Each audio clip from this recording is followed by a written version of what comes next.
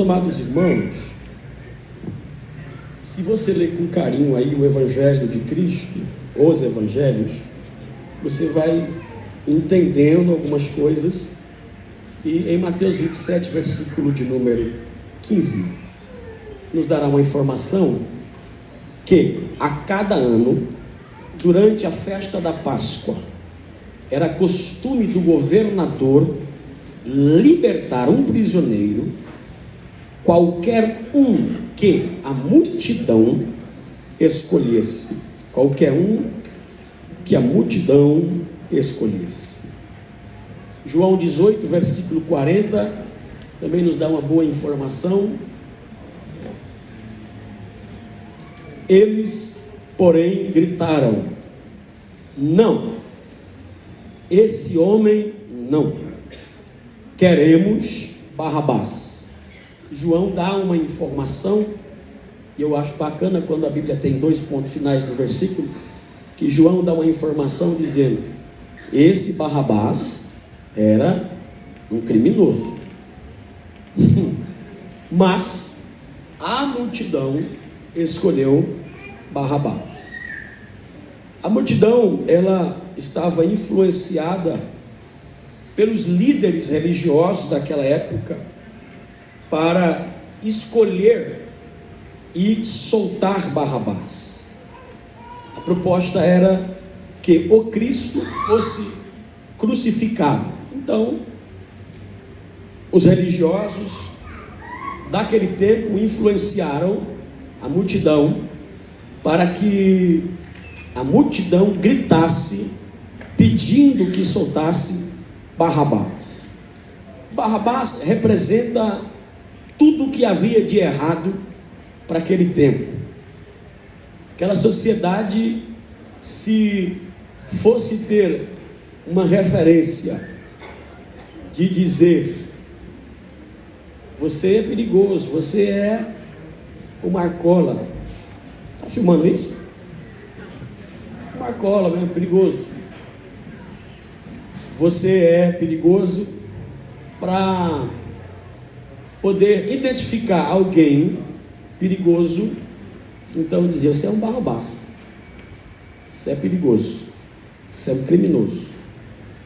Ele representa violência, ele representa desobediência, ele representa a luz da soberana vontade de Deus, ele representa o pecado. O irmão Barrabás, irmão de alguém que queira que ele seja irmão, ele representa tudo para aquele tempo que não prestasse, não prestava. Por outro lado, temos também o Salvador, este que por sua vez representava justiça, compaixão, verdade, vida e vida com abundância. Dentro da representatividade de um criminoso na mente de Cristo, Cristo disse: o ladrão vem senão para roubar, matar e destruir. Se for falar de Barrabás, como um criminoso, ele representava roubo, destruição e morte. Dá para provar biblicamente que ele era um assassino. Agora, o Cristo, ele mesmo disse dele mesmo: eu vim para que tenhais vida e vida com abundância. Barrabás, morte. Barrabás representa desgraça, retrocesso. Jesus representa não. Jesus é vida e vida com abundância. Nessa troca em que eles estão propondo, nós temos aí, aparentemente, quando lê rapidamente, um absurdo. Que povo idiota, que povo burro, como faz um negócio desse? Mas dentro desta troca proposta nos versículos, alguns que lemos ainda, representa ou é a maior demonstração da graça, é a manifestação da graça de Deus. O que temos aqui? Temos o culpado sendo liberto e o inocente sendo condenado. Vou repetir isso. O culpado está sendo liberto e o inocente está sendo condenado. Levante seu dedo assim de acusador comigo. Tem aí? Tem. Levante seu dedo de acusador assim. Aponte para alguém e diga assim: você é o culpado e Cristo é o inocente. Você sendo culpado foi inocentado. E Cristo sendo inocente foi culpado e condenado. Esse cidadão, cujo nome Barrabás, quem é esse cara? Esse cara, ele é Marcos 15, 7. Porque a gente chama ele de ladrão, de ladrão, de ladrão, de ladrão. Mas essa semana eu comecei a observar, e vocês podem continuar pregando que ele é ladrão, que ele é ladrão. Mas o texto não diz que ele é ladrão. O texto diz que ele era um revolucionário que havia cometido um assassinato. Nem todo assassino é ladrão, nem todo ladrão é assassino. São crimes diferentes. Ok? Senão a gente fica fora aqui. Agora eu tenho um advogado. Está aí advogado, pastor? Marcos? Está naquele processo lá, né? Então eu tenho que tomar cuidado para não errar muito aqui na minha jurisprudência. Então esse camarada, ele é um camarada que não é dentro da ideia dos gregos, apesar de eu não gostar muito desse negócio de grego, mas para poder aplicar o que eu tenho para hoje aqui, dentro dos originais do texto, ele não é um criminoso tipo clepto, ou que vem da ideia de cleptomania. O que é cleptomania? É aquele que rouba por impulsividade, depois, enquanto está fazendo, sente aquela adrenalina que conseguiu, que ninguém viu que ele fez, e logo cai um remorso sobre ele. Não. O irmão aí, o Barrabás, não é desse tipo de bandido. Ele é do tipo de lestai. Lestai é diferente de clepto. Por quê?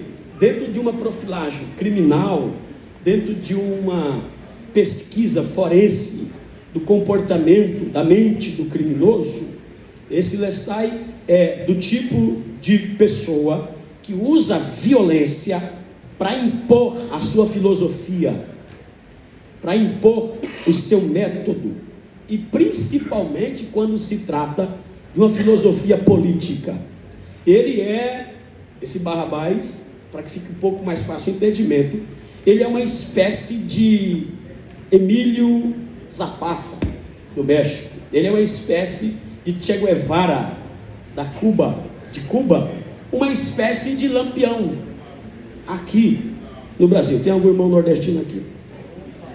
Levanta a mão, está com medo? Você conhece essa do Lampião, né? Porém, deixa eu arrumar aqui, nem todos concordam com o comportamento de Lampião.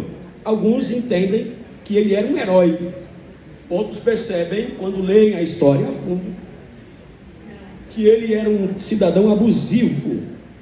Então, esse comportamento de Barrabás, que você vai conhecer daqui a pouco, é um comportamento, é um homem que, de acordo com a lei, ele merece a morte, ele merece morrer. Se você conhece bem a história, que provavelmente você conheça, esse cidadão cujo nome é Barrabás, o nome dele é de se chamar a atenção. Bar, filho, Abas, filho do pai. Olha, filho do pai. Enquanto eu estou pregando aqui, tentando pregar para você, e controlando o meu tom de voz, a minha agitação no sangue, esse cidadãozinho cujo nome é Barrabás, enquanto eu estou falando aqui, ele está preso na fortaleza de Antônia, e Jesus está transitando pelos corredores da fortaleza de Antônia. Quando estou pregando para você aqui, estou tentando te levar para a história. E o cidadão cujo nome é Abas, que é filho do pai, logo daqui a pouco, daqui a alguns minutos, vai ter uma esbarrada, assim, um encontro pelos corredores da fortaleza de Antônia com o filho de Deus. Não pegou. O filho do pai vai ter um encontro com o filho de Deus. Vou falar de novo. O filho do pai vai ter um encontro em algum momento, ali na fortaleza de Antônia, que você sabe melhor do que eu, que quando Jesus recebe o partículo da cruz, ele está saindo da fortaleza de Antônia, fazendo a via crucis, sendo exposto a extrema vergonha. O filho do pai, entenda, filho do pai, para você não xingar o tal do Barrabás, ele é do clã dos zelotes. Quem são os zelotes? A palavra zelote significa zeloso, seguidor zeloso. Os zelotes foi fundado por um homem que Gamaliel citou no livro de Atos, capítulo 5, versículo 37. Judas Galileu. Quem são? Está ali? Judas, está ali, da Galileia. Quem são os zelotes? Como é o comportamento dos zelotes? O que eles querem? Eles querem que o poder que está sobre eles, Roma, os guardas romanos, a guarda pretoriana, os impostos que está sendo posto, ou aliás, imposto sobre Jerusalém, sobre Israel, sobre o povo judeu, seja aniquilado, acabado. E eles entendem que toda a grana que está sendo tomada do povo, as imposições, as humilhações, eles estão provavelmente voltando para casa num domingo de manhã ou no final da tarde de sábado e encontra com um guarda da guarda pretoriana, dos guardas romanos, e o guarda tirava o seu fardo, colocava sobre eles e dizia: leva para mim. Eles estão voltando de um dia de trabalho e a guarda romana o subjuga, o impõe um jugo desfavorável. Eles não suportam mais, eles não aguentam mais. Dentre estes que são dos zelotes, tem o irmão Bar-Aba, o filho do pai, para não xingá-lo. O filho do pai, ele é dos zelotes. Agora observe, dentro do clã dos zelotes tem os sicários. Estes são um problema, porque os sicários, eles andam com roupas de mangas largas e dentro da manga adagas, facas. Eles são perigosíssimos. Por quê? Porque eles se comportam de maneira leviana, como vinha dizendo. Eles impõem a sua metodologia, eles não aceitam o governo romano, eles não aceitam ordem, eles não gostam de obedecer aquilo que é imposto por Roma, e eles estão dispostos a fazer o que precisar ser feito para tirar o jugo romano de Israel, de Judá, e sobre o seu povo. Como estes sicários se comportam para desvencilhar-se do jugo que está imposto sobre eles? Eles têm luta armada contra os soldados romanos. Eles saqueavam os cofres romanos com a justificativa de que o dinheiro é dos judeus e o que é dos judeus fica com os judeus. Jesus, na contrapartida, disse: o que é de César, dai a César. Mas eles não concordam, eles querem tomar toda a grana de Roma. Os sicários, que faz parte esse Bar-Aba ou Barrabás, são tão perigosos que no ano 70 eles decidiram invadir um povoado no vale de En-Gedi, e chamou esse povoado: vocês vão se unir conosco para tomarmos Jerusalém, tomarmos o governo, porque é nossa pátria. Deus nos deu essa terra. Nós não devemos aceitar que Roma nos subjugue. O líder do vale de En-Gedi disse: nós não vamos nos aliar a vocês, nós não vamos nos unir para lutar por esta causa sociopolítica, para vencer Roma. E eles disseram: não. Então quem conosco não ajunta, espalha. Quem conosco não ajunta, espalha. Segundo o historiador, ele disse que a palavra de ordem sobre o vale de Engedi é: se vocês não estão conosco, vocês são contra nós. E eles mataram 700 pessoas, apenas mulheres e crianças. Já que não conseguiram isso no vale de Engedi, eles invadiram uma outra cidade e colocaram fogo no armazém da cidade. Para quê? Para induzir o povo a passar fome. E a fome é má conselheira. A proposta é que o povo com fome se alinhe aos zelotes, aos sicários, e lutem por causa da fome contra os romanos. Mas, dentre todas estas coisas que eles fazem, dentre todas estas coisas que eles fizeram, é fácil entender o porquê Roma tem ódio do Barrabás. É fácil entender porque Roma quer que Barrabás seja crucificado e morto publicamente. A morte de crucificação, ela tem um motivo, uma razão e um propósito: mostrar para qualquer pessoa que quisesse ver que com Roma não se brinca. Palavra do rei da Síria. O rei da Síria dizia: dura coisa é cair na mão do rei da Síria. Todas as nações que passaram pela mão do rei da Síria padeceram. Roma, que está no poder, tem a mesma visão. Dura coisa é cair nas mãos de Roma. O rei da Síria pegava estacas, empalavam os seus inimigos e deixavam na porta das cidades, com a insígnia dizendo: dura coisa é cair nas mãos da Síria.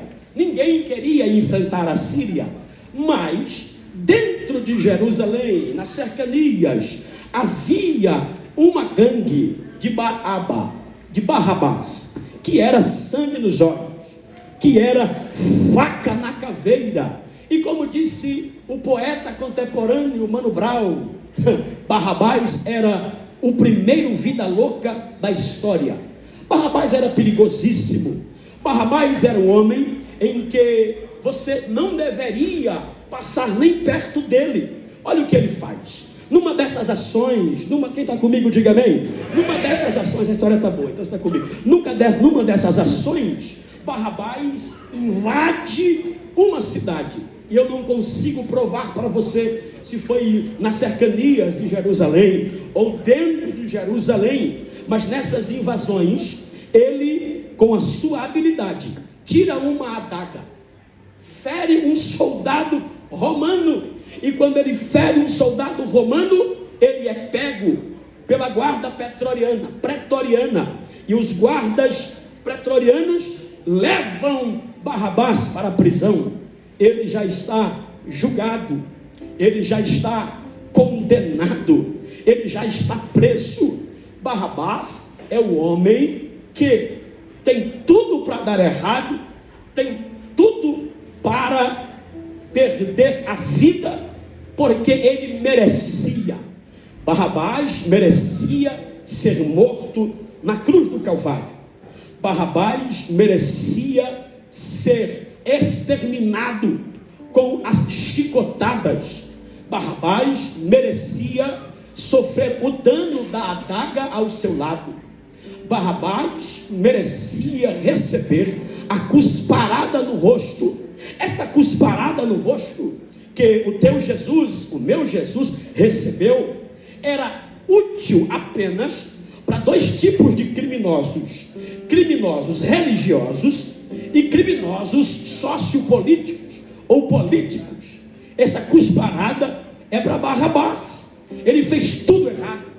Ele fez tudo errado. Eu quero um dia poder lhes dar o currículo, a história, o que fez Barrabás ser como ele era. Mas eu prefiro ceiar hoje. Mas fica comigo aqui. Barrabás é esse cara. A cruz que Barrabás seria crucificado, o homem que posso chamá-lo de marceneiro ou de artesão, já houvera ido até a prisão, que é a fortaleza de Antônia, pegado o metro, a trena, ou o seu braço, para medir. Mediu a estatura de Barrabás, mediu a envergadura de Barrabás, mediu também o diâmetro da caixa craniana de Barrabás. Tudo está medido. Ele sabe: vou ser crucificado, vou receber uma coroa de espinho, a cruz será o meu último lugar de visibilidade, serei morto, está tudo pronto. Havia também uma placa chamada títulos, que colocava no pescoço do condenado, e este condenado tinha o desprazer de andar pela via crucis, com aquela placa no pescoço, e na proporção que ele ia passando, as pessoas que não o conheciam, porque era festa de Páscoa, tinha muitos de fora na cidade, ele ia passando com a placa e com o patíbulo da cruz sobre os seus ombros, e as pessoas iam apertando os olhos para poder ler o que estava escrito ali, e provavelmente, na placa de Barrabás estava escrito: um revolucionário que matou um soldado romano. Esta era a sua acusação, esta era a sua condenação. Dentro da guarda pretoriana, para ficar melhor, dentro da fortaleza de Antônia, tem um outro homem, que o nome dele é Jesus, Yeshua, Aramachia, Jesus o Messias. Mateus capítulo 27, versículo 23. Quem é este Jesus? Jesus é este. Por quê? Quis saber Pilatos que crime este Jesus cometeu. Ele não tem crime, ele não é criminoso. A Bíblia diz que da sua boca nunca saiu engano, nunca saiu dolo. Porém a multidão está gritando: crucifica-o. Este Jesus é inocente de todas as acusações. Segunda carta de Paulo aos Coríntios capítulo 5, versículo de número 21, está escrito assim: pois Deus fez de Cristo, aquele que nunca pecou, a oferta por nosso pecado, para que por meio dele fôssemos declarados justos diante de Deus. Ora, ele não tem pecado.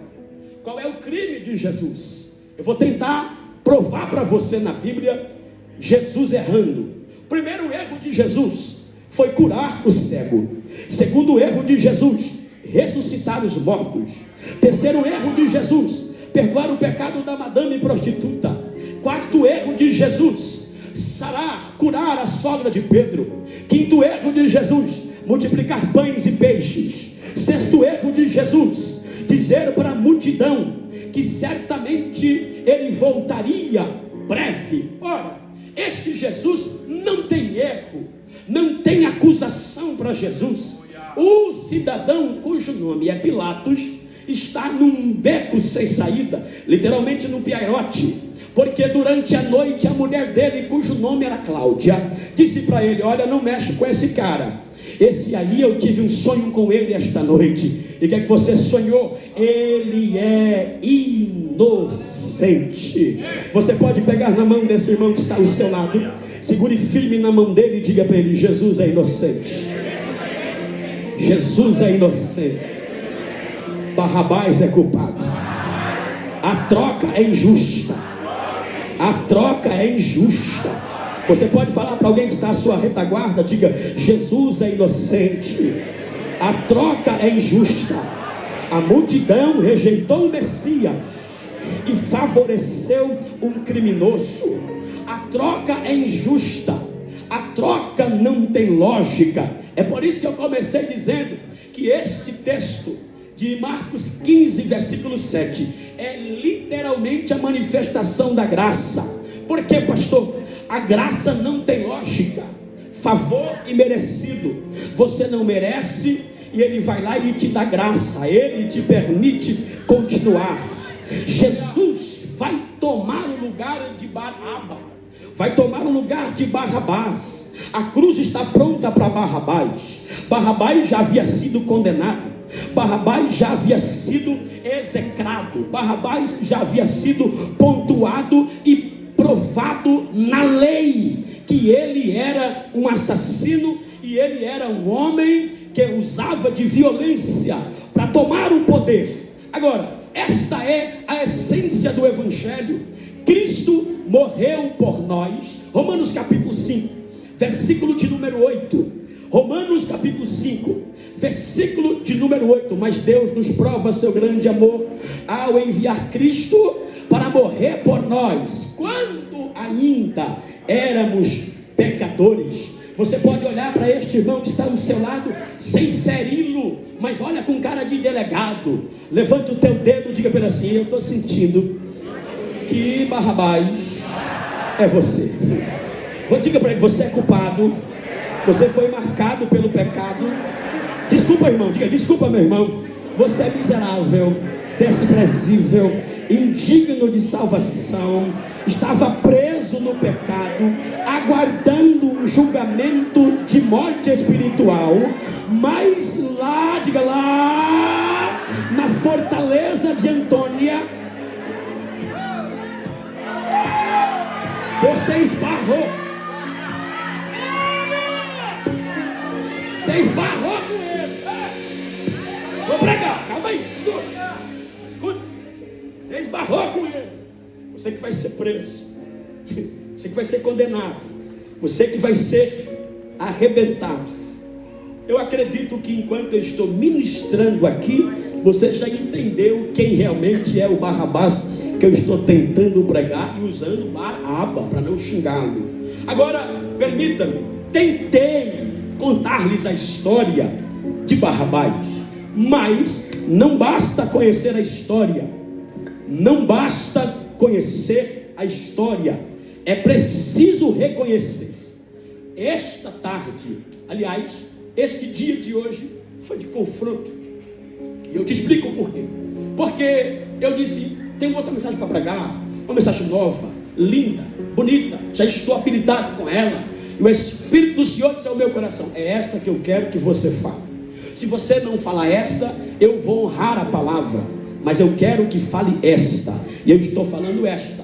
Então escuta o que eu vou te dizer. Não basta reconhecer ou conhecer a história. Você pode dizer isso para alguém que está atrás de você? Diga: você, meu irmão, fique sabendo, não basta conhecer a história, é importante você reconhecer que você merecia a cruz. Você pode pegar na mão de alguém, diga para ele: as medidas da cruz eram de Barrabás.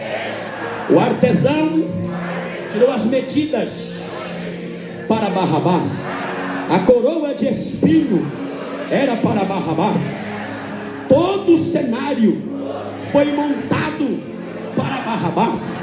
O título tinha o pecado, a condenação de Barrabás.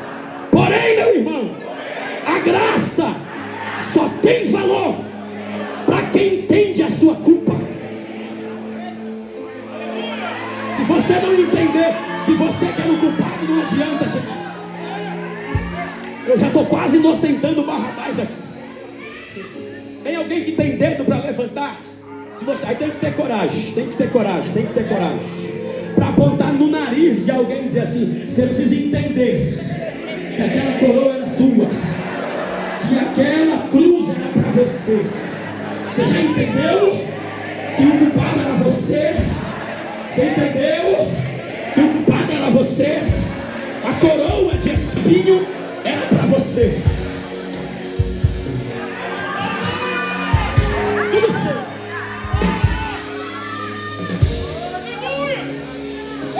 Perderam o time, espera outra. Segure na mão desse irmão que está ao seu lado, mais uma vez, até encaixar ali. Aperte a mão dele e diga: os cravos era para as suas mãos, os cravos era para os seus pés, as chicotadas era para você. Porém, a coroa era para você. você. Os cravos para você. Mas olha você aqui.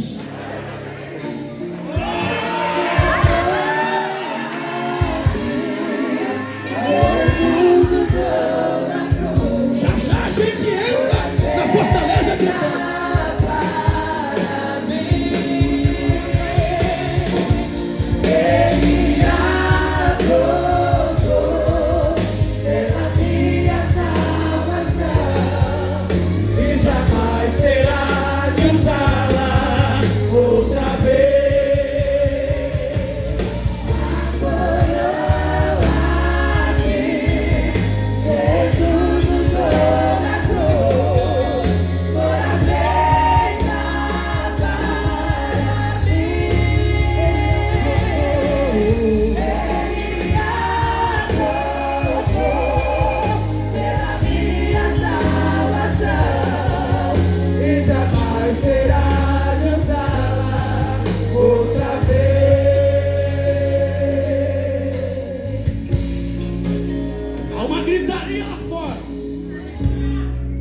Multidão gritando.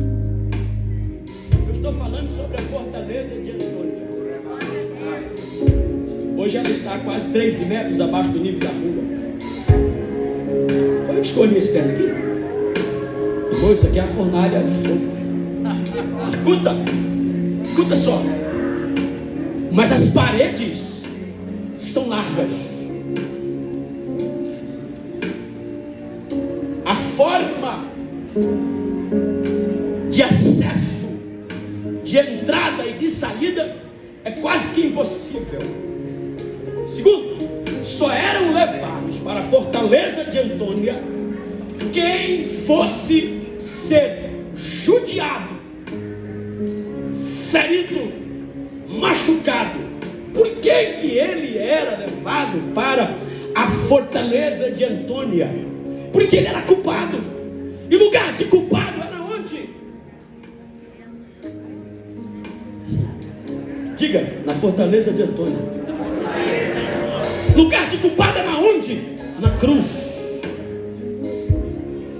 Alguém está gritando lá fora: Barrabás, Barrabás.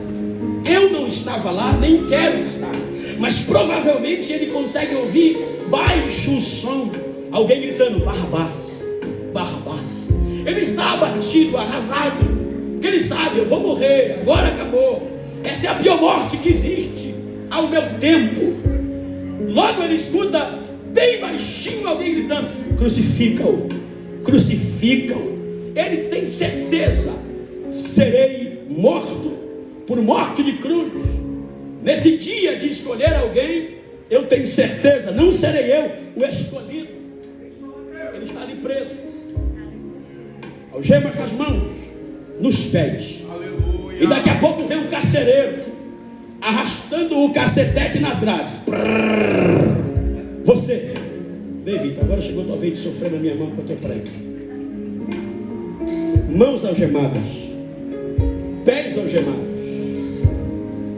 Barrabás disse assim: chegou a minha vez, chegou a minha hora. Barrabás está vindo de lá para cá, ele está saindo, Jesus está entrando.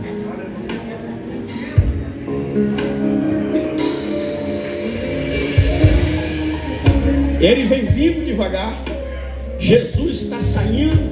Ele dá uma olhadinha para Jesus, Jesus dá uma olhadinha para ele e vai. Quando ele chega na porta, uma multidão grita. Uau! O carcereiro faz assim. Pá. Pá. E ele pergunta: o que aconteceu? E eu termino a mensagem aqui agora. Provavelmente o carcereiro diz assim: é que vai morrer outro em seu lugar.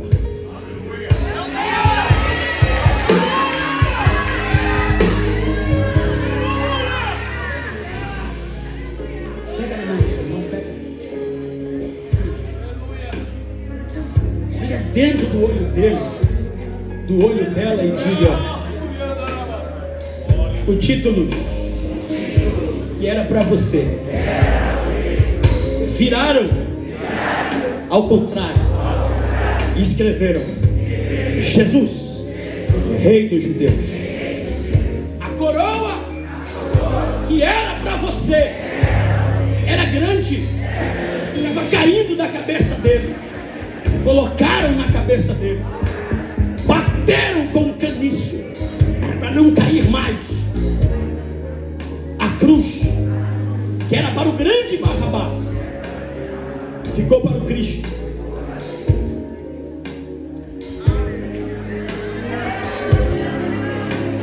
Ele assume a cruz.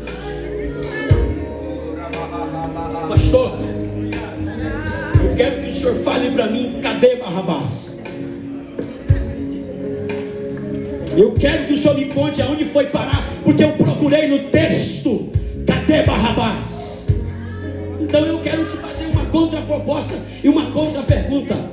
Procure os teus pecados.